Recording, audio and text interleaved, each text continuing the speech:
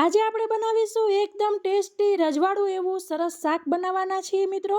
તો કાજુ કારેલા, કાજુ ગાંઠિયા અને ભૂલાવી દે તેવું, તેને ટક્કર મારે તેવું આપણે બનાવીશું કાજુ ટીંડોળાનું શાક. એકદમ નવી સ્ટાઇલથી બનાવવાના છીએ.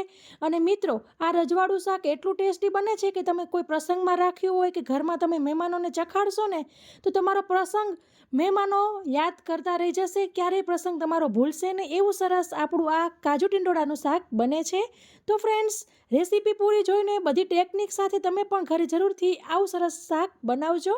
તો ચાલો ફ્રેન્ડ્સ, એક રોટલીની જગ્યાએ 2 રોટલી ખવાઈ જાય તેવું ટેસ્ટી આપણે શાક બનાવવાનું શરૂ કરીએ. સૌ પ્રથમ આપણે ટીંડોળા લઈશું. મેં અહીં 500 ગ્રામ ટીંડોળા લીધેલા છે. પછી આપણે આવી રીતે ડીટિયા કટ કરીને પાતળા પાતળા કટ કરવાના છે. તો તમને બતાવું કે કેટલા પાતળા કરવાના છે. તો આવી રીતના 2 ભાગ કરી જેટલા બને તેટલા પાતળા કરવાના છે. તમે જોઈ શકો છો. તો જલ્દી શાક આપણું ચડી જશે. તો ફ્રેન્ડ્સ, બધાય આપણા ટીંડોળા સમારાઈ ગયા છે એકદમ પાતળા પાતળા. પછી આપણે એક આવી રીતે વાસણ લેશું ને તેની અંદર કાઠલો રાખીને આવી રીતે કાણાવાળું વાસણ લઈ લેવાનું અને આપણા બધા ટીંડોળા આમાં ઉમેરી દઈશું ચાયણીમાં. તો હવે આપણે તેને ઢાંકી દઈશું. મીડિયમ ફ્લેમ પર આપણે 5 મિનિટ કૂક કરવાનું છે. એકદમ પાતળા પાતળા છે એટલે સરસ જલ્દી કૂક થઈ જશે. 2 મિનિટ થાય એટલે વચમાં ખોલીને આપણે આવી રીતના અલટ પલટ કરી લેવાનું છે.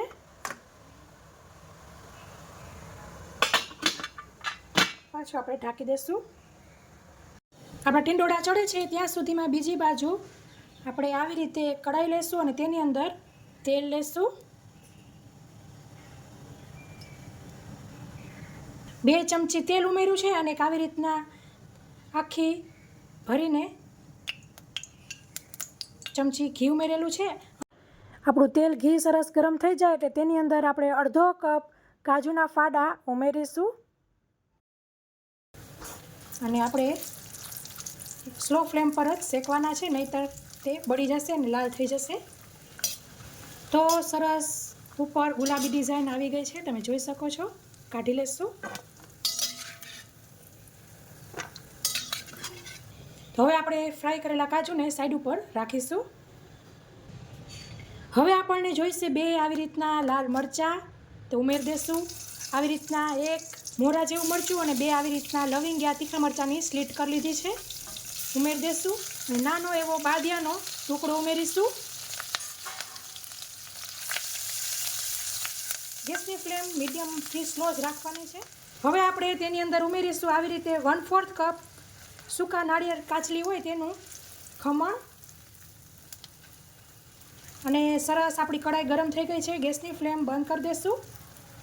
સાથે ઉમેરીશું 1/4 કપ ચણાનો લોટ.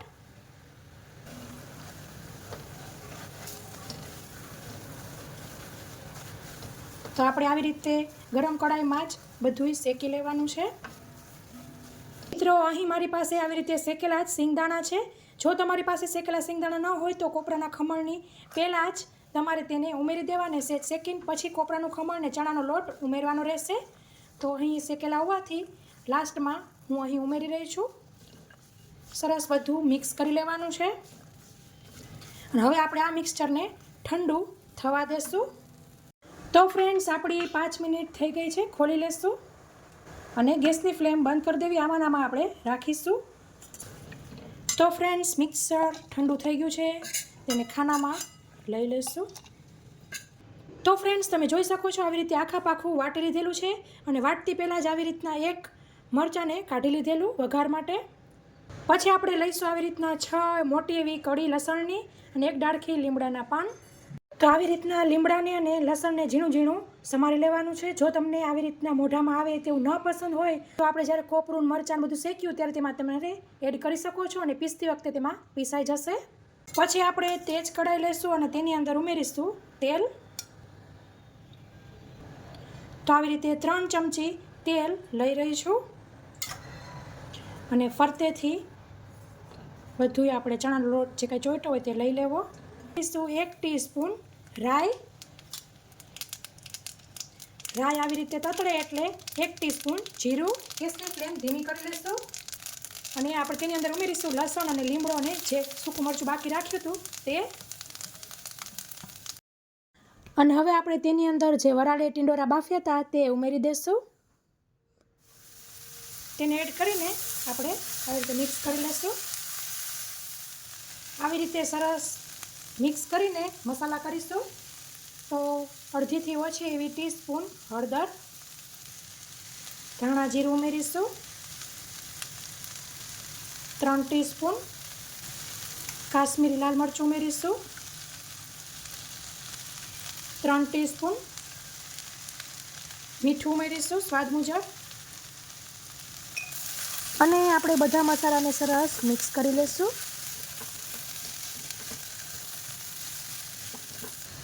હવે આપણે આવી રીતના આમ સહેજ એવું પાણી ઉમેરવાનું છે અને ઢાંકીને આપણે 2 મિનિટ માટે કૂક કરીશું જેથી બધા મસાલા સરસ ચડી જાય. મિત્રો, આપણે આ પેસ્ટને તેલ ઘીમાં શેકીને પીસી છે, પણ તમે માઇક્રોવેવ સેફમાં 1 ચમચી ઘી કે તેલ નાખીને તમે બધું શેકી શકો છો અને પછી આવી રીતે વાટી શકો છો. તો ફ્રેન્ડ્સ, આપણી 2 મિનિટ થઈ ગઈ છે. ખોલી લઈશું, મિક્સ કરી લેવું. ગેસની ફ્લેમ કન્ટિન્યુ સ્લો જ રાખેલી છે. પછી આપણે તેની અંદર આવી રીતે અડધી ટીસ્પૂન ગરમ મસાલો ઉમેરીશું. જે આપણે આ પેસ્ટ બનાવી હતી તે ઉમેરીશું.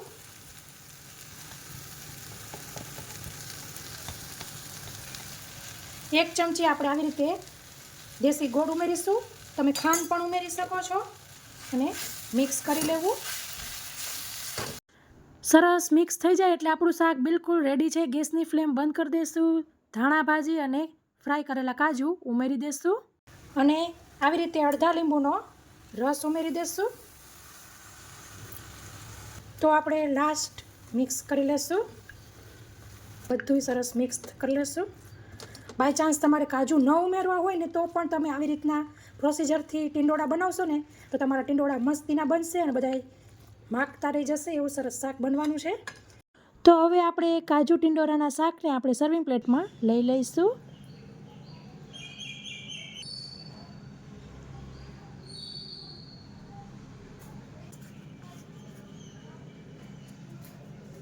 તો અહીં મેં આવી રીતના રોટલી અને લાડુ જોડે સર્વ કરેલું છે. તમે સાથે કંઈ પણ મીઠાઈ અથવા તો ગોળ લઈ શકો છો જમવામાં. તો મિત્રો, મસ્ત તૈયાર છે આપણું કાજુ ટીંડોળાનું ચટપટું એવું શાક. તો આશા રાખું છું કે તમને મારી રેસીપી જરૂરથી પસંદ આવી હશે. પસંદ આવી હોય તો લાઇક કરજો. મારી ચેનલ ઉપર નવા હોય તો જરૂરથી સબસ્ક્રાઈબ કરજો અને બાજુમાં આપેલા બેલ આઇકન ઉપર ક્લિક કરી ઓલ ઉપર જરૂરથી ક્લિક કરવું. તો ફ્રેન્ડ્સ, રેસીપીમાં આટલું જ. ફરી મળીશું એક નવી રેસીપી સાથે. ત્યાં સુધી આવજો. Thank you. બાય. જય શ્રી કૃષ્ણ.